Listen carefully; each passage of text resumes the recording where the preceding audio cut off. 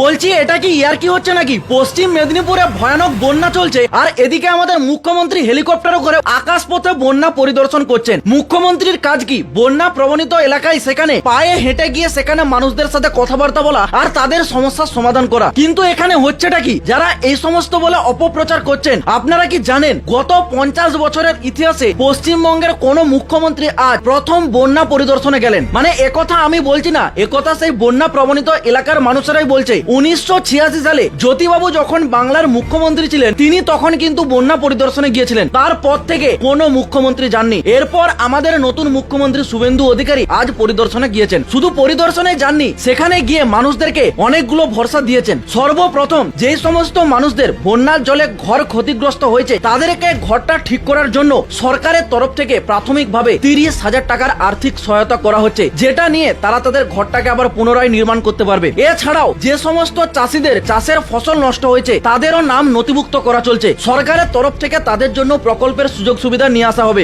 এছাড়াও সরকারি ভাবে তো ত্রাণ, সময়ে সময়ে রেশন, পানীয় জল পাঠানো হচ্ছে। এমনকি মুখ্যমন্ত্রী জানিয়েছেন পুলিশ প্রশাসনকে মুখ্যমন্ত্রীর তরফ থেকে এক্সট্রা অর্থ প্রদান করা হয়েছে। যদি বন্যা কবলিত এলাকায় কোনো মানুষের কোন রকম সমস্যা হয়, সেটা মাঝরাতেও যদি হয়, পুলিশ প্রশাসন গিয়ে তৎক্ষণাৎ তাকে যেন গিয়ে সাহায্য করতে পারে। মানে এরকমটা প্রথম দেখছি কোন মুখ্যমন্ত্রী পদক্ষেপটা নিয়েছেন। দেখুন একবার সেখানে গিয়ে মুখ্যমন্ত্রী সেখানকার মানুষদের কি কি বললেন।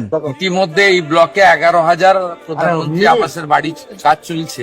একটা আগের গভর্নমেন্ট দিয়ে গেছিল 60,000 করে, আমরা রিসেন্ট ওদের আরো 60,000 দিয়েছি। আরো 13,000 বাড়ি এখানে হবে। বাড়ি টাকা পেয়ে তৈরি করতে সময় লাগবে।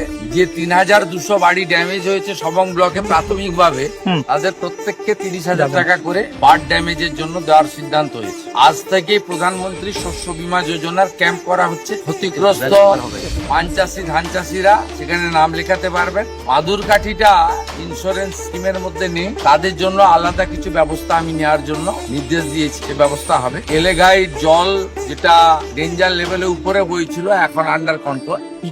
মোট 10টা স্নেক বাইটের কেস এসছে, প্রত্যেককে বাঁচিয়ে ফিরিয়ে দিতে পেরেছে। হেলথ ডিপার্টমেন্ট ভালো কাজ করেছে।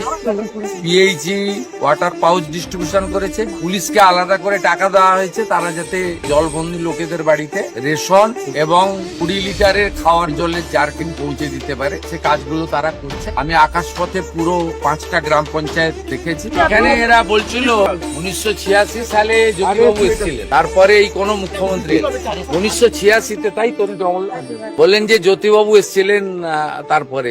কি করা যাবে, আগের মুখ্যমন্ত্রীরা গ্রামের মানুষকে মানুষ বলে মনে করতেন না। আর আমার সঙ্গে তো গ্রামের মানুষের নাড়ির টান। অতএব গ্রাম আমার শেষ, গ্রাম আমার শুরু, গ্রামই আমার শেষ। কি ভাবলেন যেই মানুষটা আসামে বন্যা হওয়ার জন্য নিজের রাজ্য না হওয়ার পরেও সেখানে 10 কোটি টাকার আর্থিক সহায়তা পাঠিয়েছিল, সেই মানুষটা নিজের রাজ্যে বন্যা হবে আর তিনি সেই বন্যা নিয়ে কোনো পদক্ষেপ নেবেন না? আরে স্যালুট জানাই শুভেন্দুদা আপনাকে। সত্যি আপনি গ্রামের মানুষ বলেই আজ আপনি গ্রামের মানুষদের কষ্টটা বুঝতে পেরেছেন। তারা কোথায় কি অসুবিধার মধ্যে রয়েছে সেটা আপনি ধরতে পেরেছেন। বাংলার মানুষ তো এরকমই একজন মুখ্যমন্ত্রীকে চেয়েছিল। পারলে আপনারাও ভিডিওটাকে শেয়ার করে সকলকে এটা জানার সুযোগ করে দেবেন। এটাই বলার ছিল।